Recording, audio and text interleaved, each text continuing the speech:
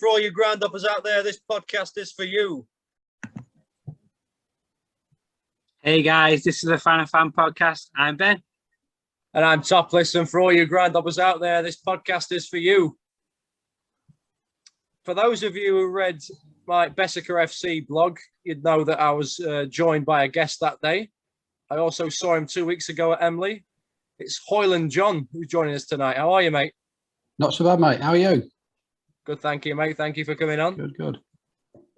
Good to see you again. Have you on, John. Yeah, good to see you. Nice to meet you, Ben. Nice to meet you too, mate. So the first question we start with everyone is, what's your background in football? What's my background in football? Well, I'm probably going to say I've probably been watching football longer than you two combined have been alive. Yeah. My first game was back in 1970 in September. It was Sheffield Wednesday against Carlisle in second division. Wednesday had just gone down. You'd be pleased to know that, Ben. We'd just gone down.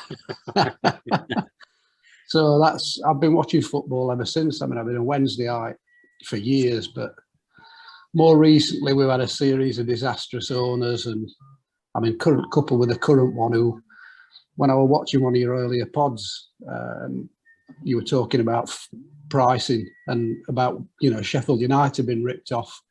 And for me, what's going off at Hillsborough is embarrassing. Charging away fans 43 quid for Championship football, and probably even worse now. So they're not getting a penny of my money. So more recently, I kind of got into going more non-league. I'd sort of followed Blythe Spartans when I was a kid from probably 77, 78 when they did a good cup run. And then I met up with a lad who wrote a book about going to watch Blythe and about his mother-in-law getting to see the grandkids and stuff. So we hooked up in 1999 at a game, and I've been following Blythe Spartans pretty much ever since, mostly away because it's quite a trek from Leicester, where I now live, up to Blythe. But when you start off with a 5-2 away defeat, it's shows a bit of dedication. Yeah. But then I think with the pandemic, I've been doing a lot more hopping down at much lower level. And I bought myself a season ticket for my local, the Southern League now. They were Northern Prem. But I bought a season ticket for Barwell. Thought I'm going to guarantee myself some football at least. If people are struggling to get in, there's a limit on numbers, then I'll have that. And thankfully, even though the season disintegrated last year, they've carried it over, so I've got a season ticket again for this year. So been going to watch them a little bit last few weeks. So that's my background, really. Well, touching on Sheffield Wednesday, had a great start to the season. 10 points from 4 games. What's your predictions early on for the season? Well, to be honest, yesterday. To be honest, I don't know, and it's sad that I don't even really care. Do you know what I mean? I think the ownership has kind of let the fans down so badly over the years. I don't think they care about us, so I don't think I really care about that. And I'd like to see Wednesday and United back in the same division, and preferably in the Premier League. And I'd like to see us finishing just 1 point above you, but that's immaterial, really. I think Wednesday will do well at that level. They've got a good manager in Darren Moore, and I do like him, and I do wish him the best. I think he's come in and done a good job. He nearly saved them, but when you've got financial mismanagement like that, you can't start off with minus points. It's just crazy. So, be fair, I wouldn't really worry what they were doing. I'm more interested in Blythe now, or Barwell, how they're doing. So, what about Blythe then? What's your predictions for Blythe and Barwell this season? Or Barwell, sorry. So is it Blythe that's in National League North? It is Blythe, yeah, Blythe Spartans, yeah. I mean, I think last Blythe, season, didn't they? Yeah. Yeah, both teams struggled last season. Well, the last 2 seasons, and COVID kind of saved us both times, really. But I do think at Blythe we've got some of that team that came up from the Northern Premier League and got into the playoffs almost of the. I can still call it the Conference North. I can't get my head around National League North. Still, they got into the playoffs, and then Robbie Dale, who retired last year, has come back. I mean, probably the best non-league player I've ever seen, and probably the best player I've ever seen who's not played Football League. He's just, the guy's superb. If you get a chance this season, it's probably his swan song. Get up to Blythe and watch him, or get to a Blythe away game and watch Robbie. Because, it's been there. It's like seeing Maradona somewhere, it's worth it. He's the non-league Maradona almost. It's one way of putting it. Yeah. And I tell you what, I have seen Maradona. I've seen him play, and I didn't realise I'd seen him play. I saw him play for Barcelona against Man U in a Cup Winners' Cup. And he was that anonymous on the night. It was only when he died and I was looking back at games, I realised he was actually there. Wow. So you can't say that very often, can you? You saying that you saw Maradona on one of his bad games as well? Yeah. Wow. He was anonymous. You wouldn't have known he was the player that he went on to be. Would you say that Maradona's the highest status of a player you've ever seen live, or is there anybody else, would you say? No, I think I've seen Pele play live at Wednesday, but that was it. That was in 1970, 72, 74, I think. Well, it during his time. Yeah, I mean, he was really at the end of his time then. It was a friendly against Santos. If you look at that famous picture of Pele in front of the Cop at Hillsborough, I'm on that picture. So I've got to have my photo taken with Pele. But you wouldn't know it because it's just a face on the Cop, Yeah. You can't even see. Photo taken with Pele. It's incredible. So I thought at that time, in the 70s, I thought that was when he played for New York Cosmos. But, he did go to the Cosmos sort of mid-late 70s. And that was really where he finished. But so there you go. Unreal. And I'd still put Robbie up there. I prefer watching Robbie. Yeah, dude. That'd be an interesting dream team, wouldn't it? Yeah, number 11, Robbie Dale. Yeah. What are the fans like? What are the fans like? The support at Blythe then? They're a passionate lot. They're quick to let the team know and the management know that they're displeasure, and they're quick to kind of let the board know that they're not happy about stuff, particularly when signings were going. But I think it's running non-league football. I think a lot of people forget just how difficult it is to run a football club. And I think fans just think owners of clubs have got bottomless pits of money, and we know that's not true. I mean, Sheffield United have got the only sheikh owning them who doesn't actually have any money, I think, haven't you? Yeah. It's kind of quite... So it's hard, and I think... But the fans do get behind them. On one of those cup runs, when Blythe have a good cup run, it does get the fans enthused, and it does get a great atmosphere. I mean, one of the best atmospheres ever at football was... it was a first round against Bournemouth. No, it wasn't. It was second round against Bournemouth in the FA Cup, and they drew Blackburn when they won it. And it was a replay at Blythe, and we'd gone up from Leicester just for the game. And when that goal, before the goal went in, you could see Bournemouth's players came out to warm up, and they weren't happy. There was no segregation. They were in a little. The few fans they brought were sort of like in the stand. The rest of the ground was just wall to wall Blythe, and the noise was the players. You could see them wilt. And when the goal went in that won it from Jed Dalton, I mean, I've never known pandemonium like that. It was bodies everywhere. It was just fantastic, absolutely fantastic. So they're a good lot. I like them. Barwell, a lot of them quieter, but there's not that many. They only get 200 and odd at home, so it's there's a few hardcore that make a bit of noise. Sadly, I'm not one of them these days. I'm too busy taking photos or talking. Yeah, Talking to people like Jake. Yeah, you can talk for England, you could. How long were we talking? We talked for a good hour, non-stop. Yeah. With you and your friends that were there. Honestly, it was fantastic. Yeah, we're good. I enjoyed it. That's what I like.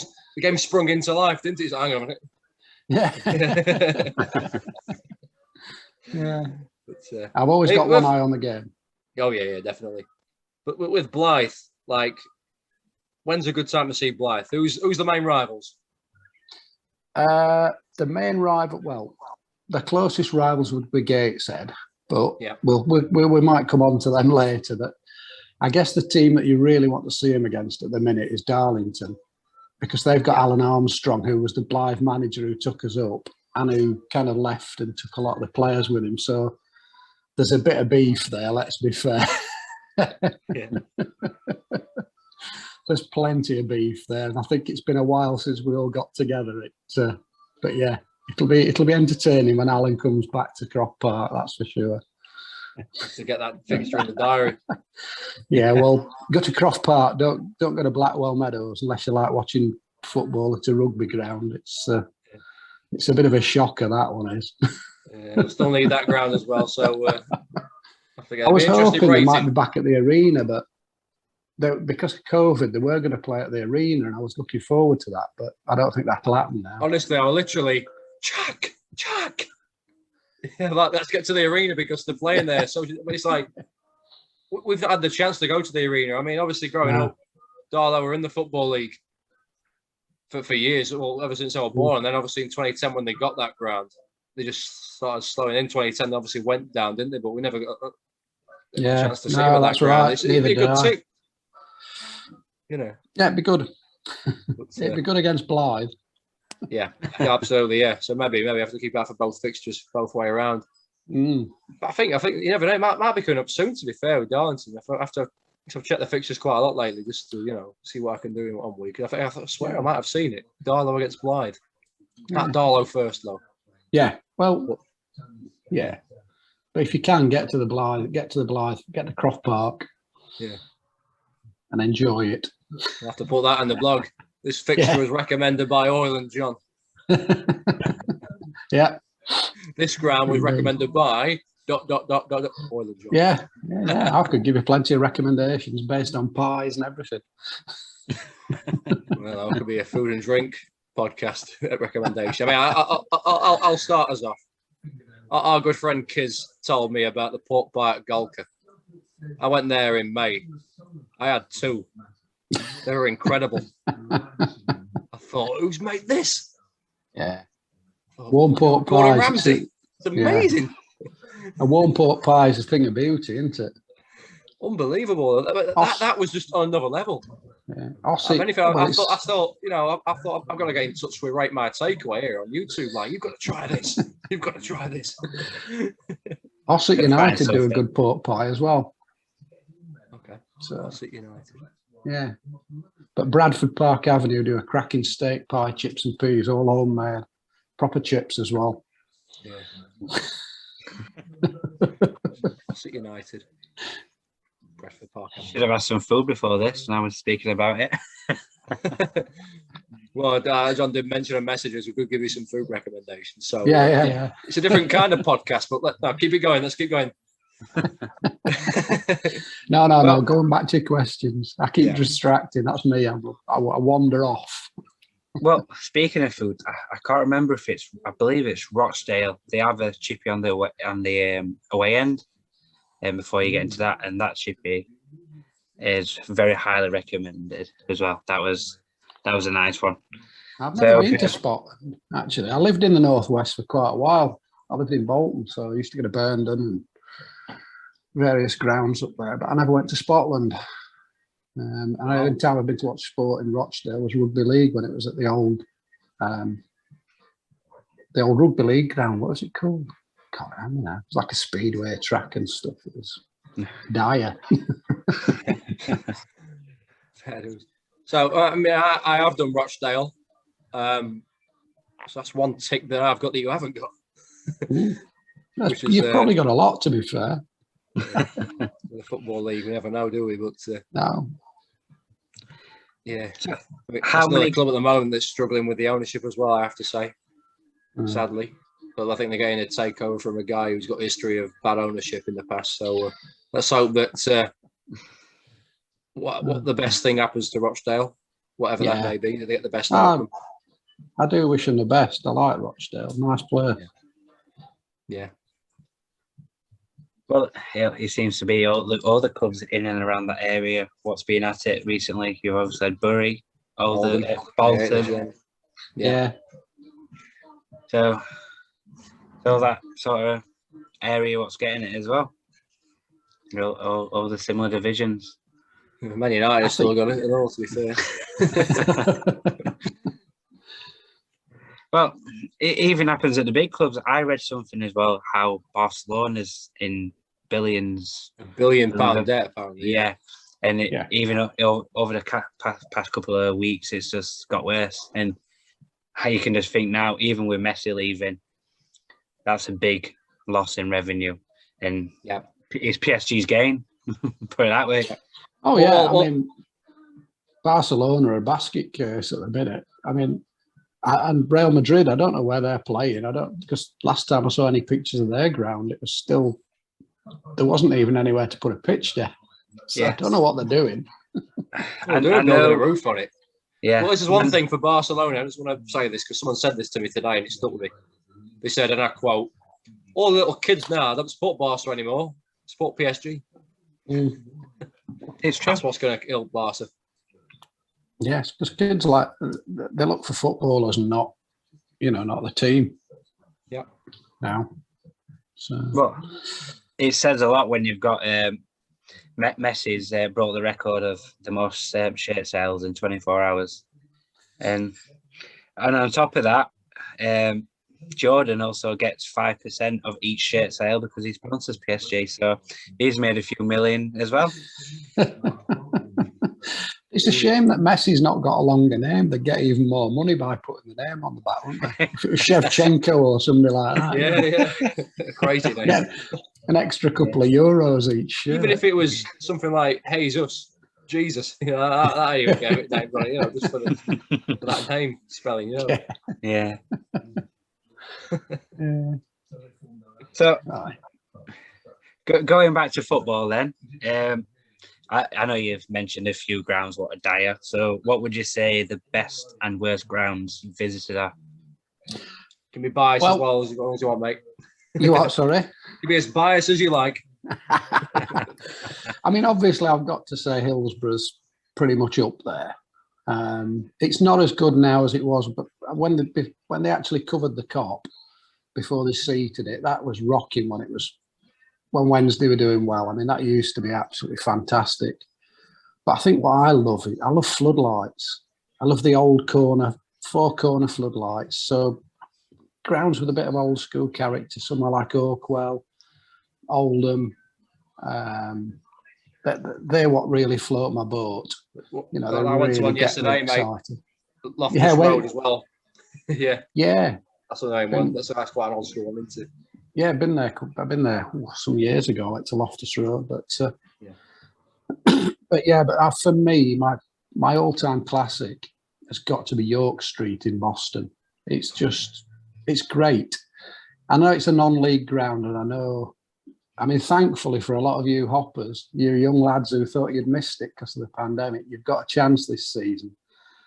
And I hope that Railway Athletic can kick off in an afternoon and get the floodlights on for you, because to be in that ground when the floodlights come on, the sun's going down, you get a nice sunset, you've got the Boston Stump behind you. It's picturesque as much as old, but it's a proper town centre ground. It's got a seated stand, it's got a bit of a double decker, if you can call it that, and then it's got some great terracing. It's a shame Boston aren't going to be playing there. I know they've got to move on. I know again, it's ownership and, people sort of robbing Peter to pay Paul to survive and selling off the ground. And renting it back, and it was crippling them financially. But I've been as an away fan at Boston, and I've been in the home ends at Boston a number of times, and it is one of them places. I went to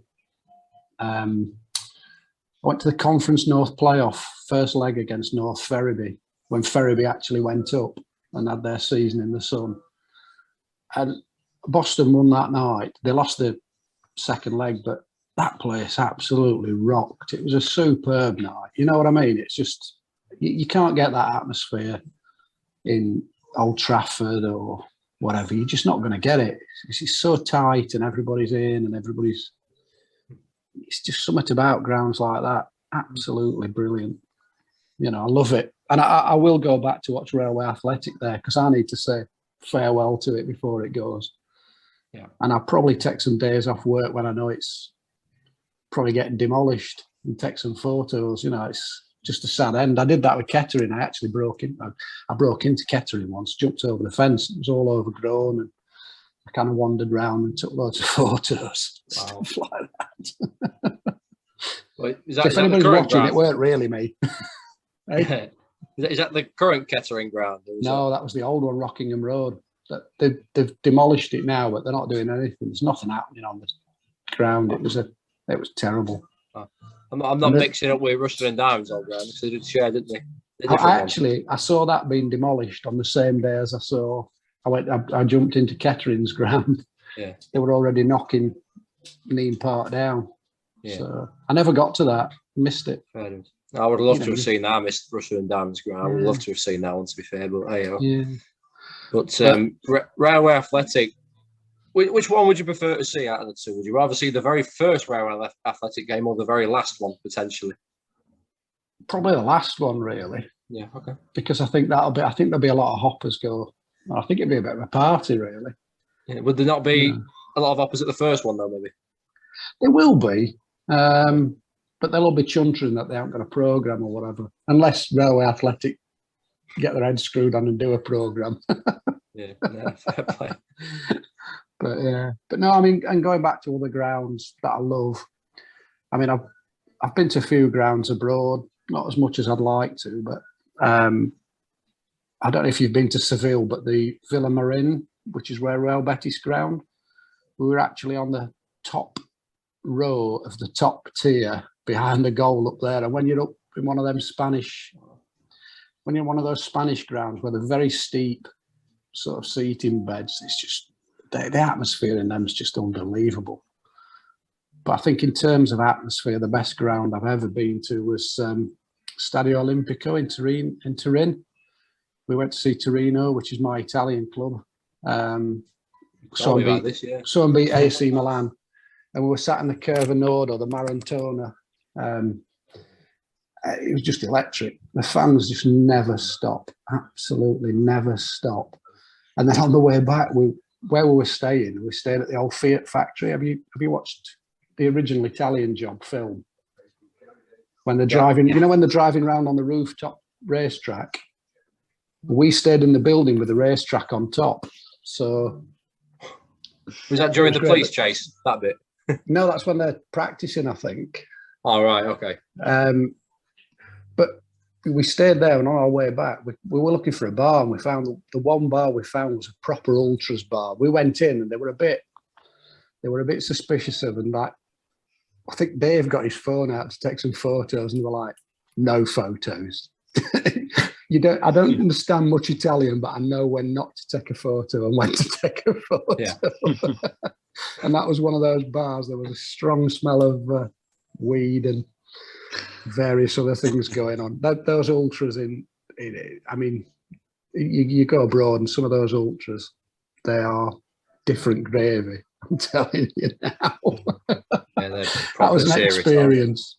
That was an experience. Wow. But so worst grounds, I try and find something nice in any ground I've been to. And when I said before, I mean, I hate watching football in athletic stadiums. It's not good. No. You're not the first person to say that either. Yeah. I mean, Grantham, I'd like to say that one. I'd like to say I don't like Grantham, but I watched Blythe beat them 7-1. And then the following season, we were winning 2-1. Peter Jeffries, the keeper, right at the death, nutted a Grantham player in the goalies, got sent off, and all their youth were giving it big that they were going to equalise. And Robbie Dale went in goal. And I don't know how he did it, but he sort of got a foot to it or something. He just saved it.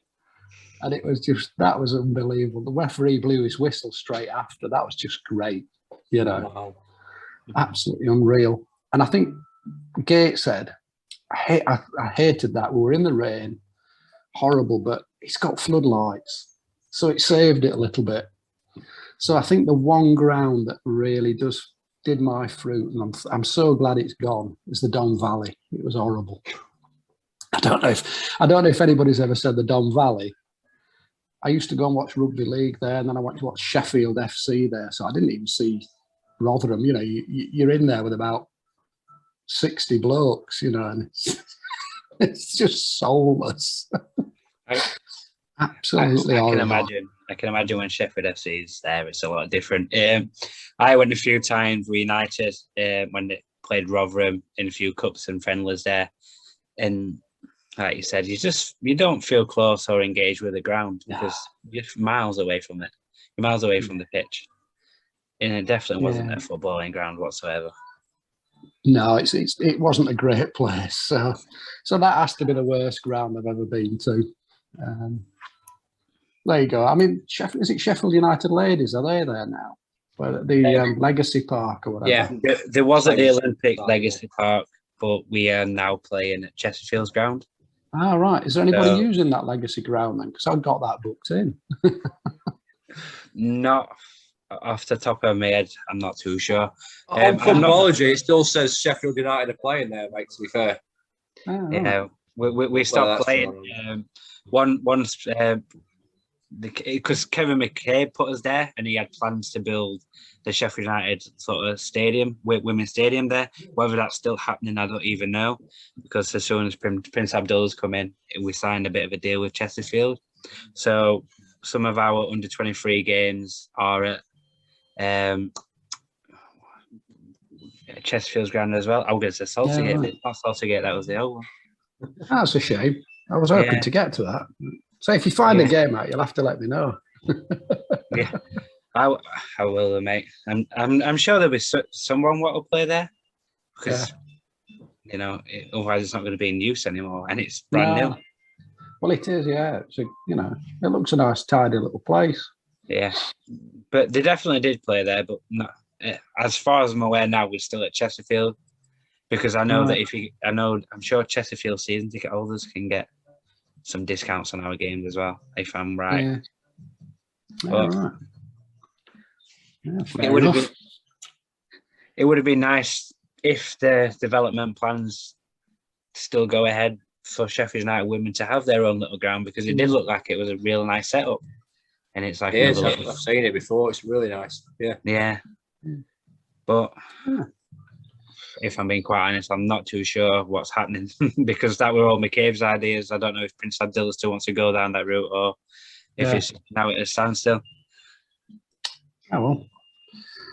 Never mind. One thing I want to touch on as well is you said you like the floodlights, and I feel like it was a bit quite ironic how you said Boston because when they moved to the new stadium, they have had nothing but issues with floodlights falling down and this, that, and the other. So it's quite. I did feel like it was a bit quite ironic how you liked it at the old ground, but they can't just get it right at the moment with the new one as it stands. It was. I mean, apparently it was Abacus Lighting who do it, and they sponsor the Central Midlands League, isn't it? Yeah, yeah, they do. Yeah. So it's it was funny. I mean, they've said apparently they're fine, but you do wonder, don't you?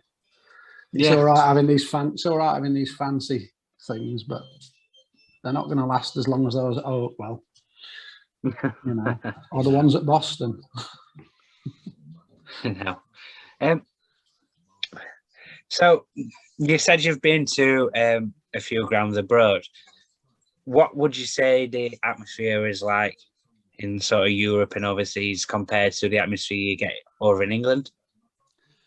I mean, it does depend. I mean, I've been to, I've been to some bigger stadiums.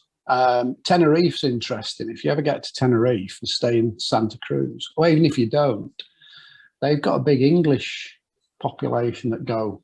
And same in Malaga as well, there's a big English population. So it's kind of that's quite interesting because you get that mix of cultures. You get that Spanish sort of ultra culture, and then you get the English sort of, and they've got their own little ultra groups. Yeah.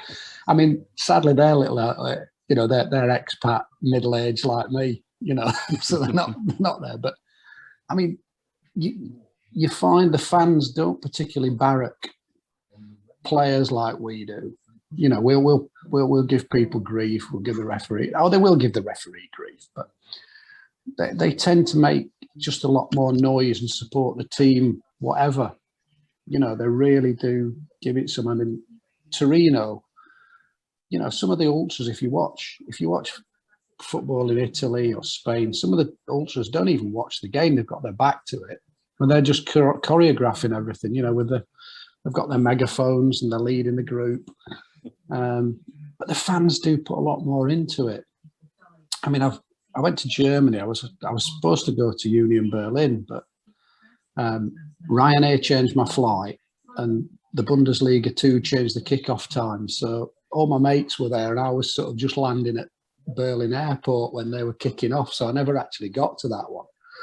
So the next day we just jumped on a train in Berlin, did travel 2 hours to Cottbus, which is, they've fallen down the leagues now, Cottbus. But, you go there and they've put a lot of effort into it, to a choreo and to kind of getting people really kind of keyed up before the game. Whereas in Britain,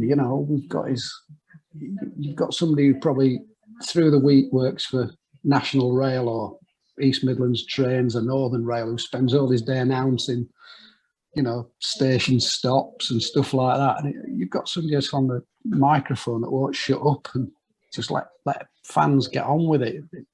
It's got to be entertaining. When I used to go to football, they played a few records that everybody loved and kind of got going, But I think it's changed, whereas it hasn't in Italy. And the clubs have an anthem as well, which, all the fans sing away. It was quite funny because, do you know Joe Gibbons? Have you come across Joe? We went to watch. We went to watch Real Betis at Loughborough play Leeds United. Oh yeah. And even though there were only about 20 of us, so the 5 or 6 Spanish lads there were still singing the club anthem, as the club came out, and it's just brilliant. It's absolutely fantastic. But yeah, I love that about it. But then I've also watched like non-league level as well abroad, and it's pretty much like it is here, except you just got to watch. You're not, particularly in Spain, you're not going to trip over on pistachio nuts or sunflower seed cases. They're everywhere. And they make the stadiums treacherous. You put your feet down in the slide. It's ridiculous. But no, you go to a non-league ground in Spain and there's a little cantina sort of selling beer and a few pastries and a sandwich or whatever. And so it's very much like here. I like it. It's good. My first taste of European football as well. That was ridiculous. That was HNK Dubrovnik just after the civil war in Croatia and Serbia and stuff. Half the terracing was like at an angle because it had been bombed, and just, people just left it and got on and played football. I mean, now the ground would be shut for 2 years while they sorted it out. There they just crack on. Fantastic. Yeah. The only other place I've watched football so far is up in America, but we have an holiday booked in October to Crete in Greece. But unfortunately, is it AIC Crete? They're away at Panathinaikos that week, that Saturday. So there's another team which is in the Super League 2. which is about 20-minute drive away. But as it stands, the Super League 2 doesn't look like it's going to be getting underway till September, October time. So it all depends on fixtures when they're released and that. But there's plans in place to fly over to Athens and go and watch AEK Athens for a day. So I've wanted to do a sort of European game overseas for a while. So hopefully sometime in the near future. I think some of those Greek grounds, I've never been to one, but they do seem to be pretty tasty, shall we say? Yeah. Another one, and it looks a really nice ground. It's they're called Venetia FC. Yes, and they're playing Venice. Oh yeah, so we're sort of trying to look at a city break to Venice, and when Venetia are at home, and it looks a really nice stadium.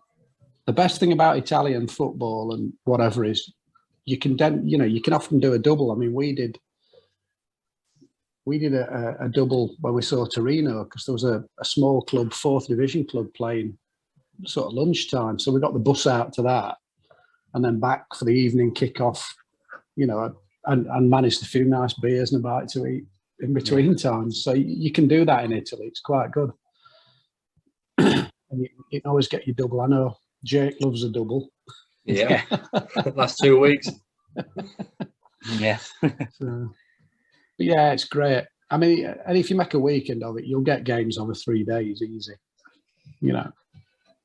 So yeah, it's just a lot of planning. That's just the. It is, and if I'm going to give you one top tip for planning a trip to Europe, book your flight home on a Tuesday because they could change the game to a Monday kickoff at a moment's notice. You don't want to have tickets for Venezia and then they change it to Monday evening. Yeah. And you're flying home at tea time. Can't think of anything worse. Yeah, so get your ticket, come back Tuesday. Yeah. I'll keep that in mind. So with Groundhopping then, what sparked you to get into Groundhopping? I suppose over the years, I used to go away on the intercity owls with Wednesday and, travel around. So I've done some of those classic old grounds, Goldstone Ground, Vetchfield. Been to a lot of grounds that have gone now, Highbury, Filbert Street. And then when I moved to Bolton, I sort of, to go to college, I started watching Bolton Wanderers. And then if Bolton Wanderers weren't at home or Wednesday weren't anywhere I could get to, because I was a student then, so I didn't have a lot of money, I'd go and watch Horwich RMI, and then I started getting out and watching teams like South Liverpool, and then getting into Wales, going to Bangor City, and just started just to watch games. I never really thought it was Groundhopping at the time, and I don't think I ever really thought about it as Groundhopping until I met Groundhoppers that told me I was Groundhopping, and then you start to write it down, and you get footballogy. And I mean, I've got 800 and some games listed on that, but I've seen far more than that. I don't know where, I don't know when. I never used to make a note of it. Yeah. So yeah, it grew and grew and grew, and now it's every Saturday, every Tuesday, and if I can get a cheeky game in on a Wednesday or a Monday, I will. Like me, then. Yeah.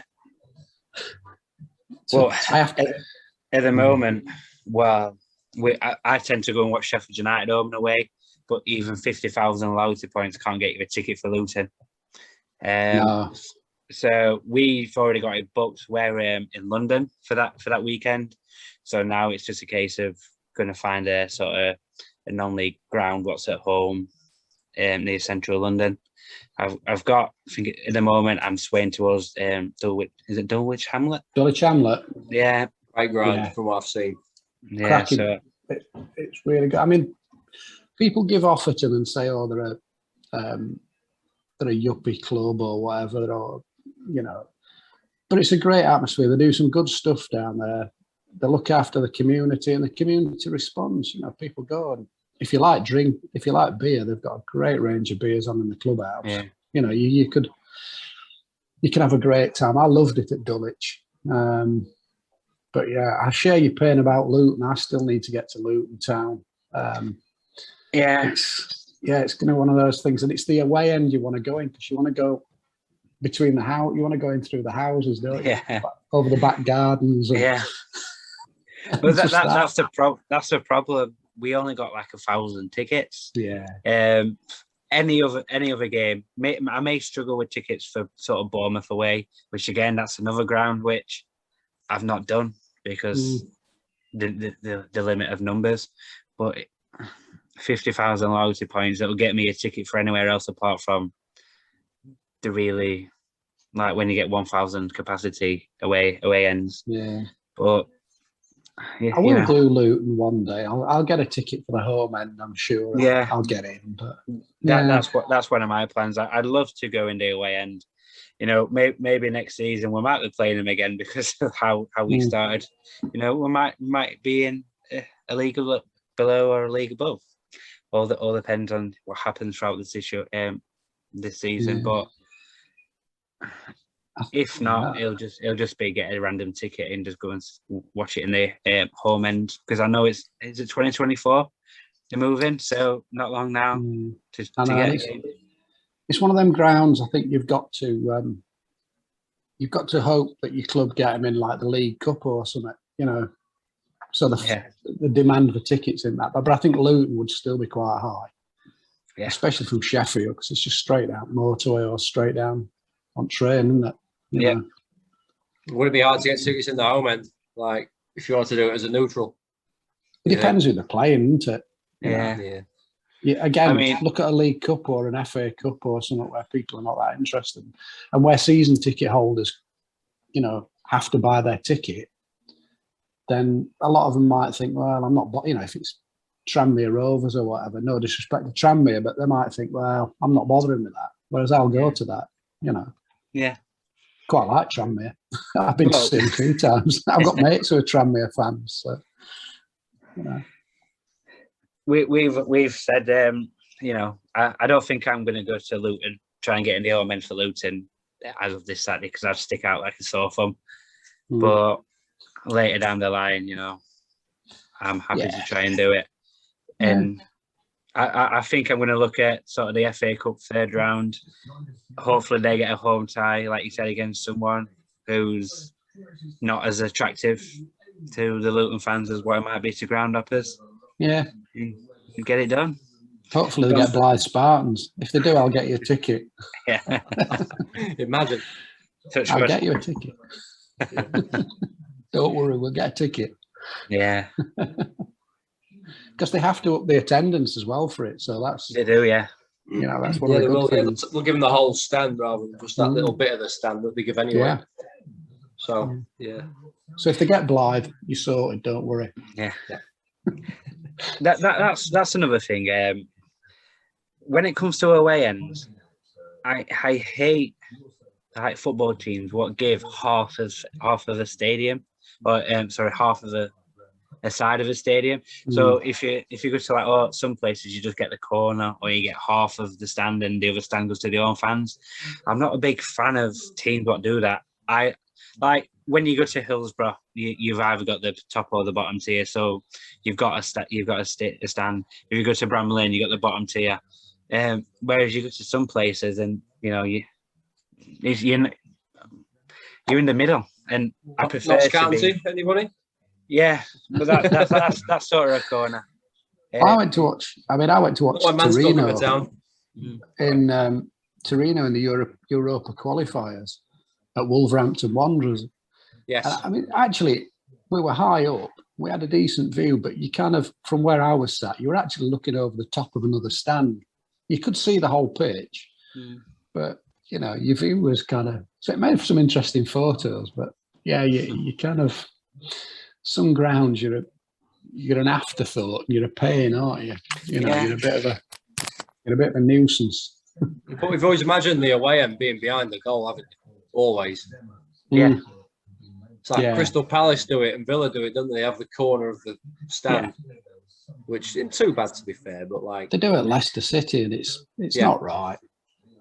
Everton, You same at Everton. You're now in the corner. You used to be behind one of the goals, but now you're behind the corner. I can remember when we played Aston Villa in the FA Cup, they put us on the top tier, probably because, again, like you said, you have to give us more. But now when you go to Villa, you're at the side. You just, plonk there on top and bottom tier. Yeah. So Anfield, when I went with Leicester, we got one half of the stand opposite the Kop behind the goal. I got some tickets for that. So that was quite good. You got a good atmosphere in there. So, it was all right, that. But Anfield's a ground you've got to visit. Oh, yeah. I've been there, done that. Love it. Lost 2-0. Yeah, I went with Wednesday and we lost 3-0. I've seen us win there as well, so... Yeah. To be fair, though, Liverpool fans have been getting a bit of stick as of recent, saying that after You Never Walk Alone comes on, it's been quiet. So... Yeah. It is what it is, isn't it? Yeah, I think they're fickle. I think Leicester, well, they started against Leicester. I went with a mate who's a Liverpool fan, but we got tickets for the away end. And Liverpool scored after about 3 minutes. It was a horrible snowy night. And then when Leicester equalised, it just killed them. They weren't, there was no noise. There was no famous Anfield roar or anything like that. Yeah. So it did ruin them. I feel that's more for the European nights though than the Premier League games. Yeah. Well, do so well in Europe. Yeah, and again, it's probably one of them. When on a normal Saturday, there's a lot more fans from overseas. What will probably come now, and you get that with the top clubs, like Yumin's son in Korea. He's like one of the biggest idols out there, so you get a lot of them coming over now to Spurs to watch him. Yeah, Manchester I suppose United. we're as guilty if we go abroad, aren't we? We do it. But... Yeah, I have no issue with people doing it, but it's like you said before, where when you said that Barcelona's not going to have a lot of young fans now, it's going to be PSG, and they come to see a player, so you get people overseas what are going to come to England just to come and see a player here. I think the authorities have kind of killed it though in this country. They sanitised it, and Sky want this product, but I think with COVID, it's shown that people are just not really interested in watching. The fans that go to games are not interested in watching football on telly. Yeah, I rarely watch football on TV. I'd rather be on a park, watching a Vets game than I would sat watching Liverpool against Everton on TV. But that's just me, but I've grown up like that. I've grown up loving it. And it's all part of the whole day. It's not just the game, is it? It's the build-up, it's the travelling, it's the mates that you go with, it's the people that you meet that you never actually see outside of football. And as much as I agree with that, I do agree a lot of that. But I do feel like when we come back to Sky, they have ruined football in my eyes. And I can understand they've invested a lot of money for the rights, but when I was living in America, I could have BN Sport, ESPN. I could watch any Premier League game 3:00 kickoff in America. So when I was out there, when Sheffield United was first promoted to the Premier League in their first season, all the way through August, I could watch all the Sheffield United games.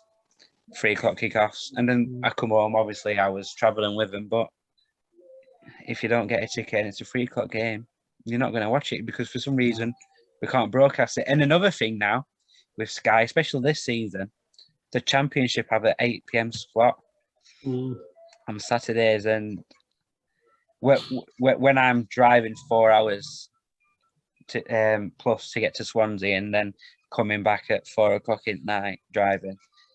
For a 0-0 draw, you just think, why Sky done that to us? Why not put us like Barnsley where we can be on Sky, but we're half an hour and get a good crowd in. Yeah. So, and that's the thing now where you have to be a real loyal supporter to a team to be to be daft enough to go and do what we did. Yeah. But it's even dafter when you've not got a loyalty to a club and you'll still drive 3 hours at night. Yeah. and get stuck in Britain's motorway network to go and watch, some Step 7 game just because it's on at a ground that's going to get demolished in a couple of months. Well, madness. Yeah. It's just the stuff what you do, I guess, as a football fan and as a groundhopper. Yeah. All right. We love it. We do, yeah. We do. Best hobby there is. I know you obviously got to go shortly, so we'll finish off with the question we finish off with everyone, and that is, if you could sum up football in 3 words, what would it be? Deeply, deeply frustrating. It's a new one, and it's an original one. It is a new one, yeah. What made you come up with that one? I do it off the top of my head, really. I just came up with it because, I think, and this is what kind of gets me with the fans, that, like you say about, they follow Messi, they follow Ronaldo, Son, or whatever. They're not used to disappointment, and Ben, you watch United. I watched Wednesday for years. I've watched Bolton. Jake, you watch Mansfield. We're not used to winning stuff. When we do something well, it's good and we enjoy it. Yeah. But generally, it's like you say, it's a 0-0 draw at Swansea and then 4 or 5 hours back on Britain's motorway network on a Saturday night. It's it is frustrating, but that's why we do it. We love it. We love them moments where, if you'd have been at Swansea, Ben, and 96 minute, United would have poked a winner. It wouldn't have made a difference coming back. You'd have been buzzing. No, yeah. And that's what makes it. Yeah, it's that bit. It's that last minute winner. It's that last minute defeat. Like yesterday, I went to watch Barwell at Banbury, and it's not that far. And it was a really good, exciting game. And I thought 2-2, you just thought, yeah, we'll take that. And a silly error right on the death cost them the game, and it's like... Sounds like Sheffield United. but that's it. It's another day. It happens both ways. And I think that's the thing that people forget. It goes both ways. You win some, you lose some. Yeah. Unless you're Man City. Although Tottenham are top, aren't they? Tottenham 2 out of 2 today, I think. I mean, Liverpool's still top. It's all difference. Yeah. Might be Chelsea, to be fair. I don't know. Yeah, see, I couldn't tell you. I couldn't tell you who Wednesday are playing next week these days. I couldn't. Honestly, couldn't. We could be playing tomorrow. Chelsea, Liverpool, Brighton, Spurs. Yeah.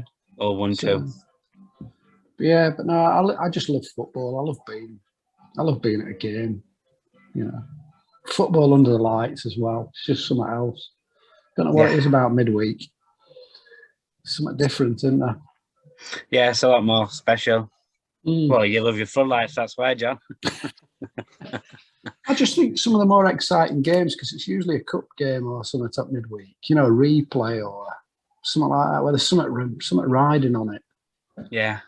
We've swapped our games around for this Tuesday. We were going to go to Holbrook Sports, but Soham Town Rangers drew with Corby, and we've pulled that one forward because it's a cup replay, so we'll go for it. Somebody's got to win it on the night, and it's just exciting.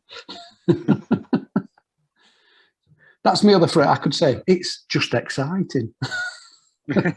Exciting or frustrating. Yeah. That's your free as well. Yeah. So, but thanks for having me on, lads. It's been cracking. Really enjoyed it. Thank you for coming, mate. Yeah, that's good. It's been a pleasure having you on, and thank you for coming on. It's been great. We'll hopefully see each other again somewhere. I'd love to come and watch Blythe and even Barwell with you sometime, definitely. Yeah, well, I say if your brother's starting in Leicester, I'm sure we'll see you down here. Get you down Friar Lane and yeah, for sure. That's entertaining. Yeah. Oh, Ketton have dropped out of the league. They've dropped out of the Peterborough District League. They pulled out just before the season started. How come? Just said they couldn't get players to commit. So the league's down to 14 teams in the Peterborough District, which is a bit of a blow. That's a shame. Because Ketten's one of those. It's got a big cement works behind it, so love it. Yeah. Anyway, take care, lads. Thank you, pal. Thank you, mate. Thank you for having me, and I'll see you soon. Take care. Take care. Bye now.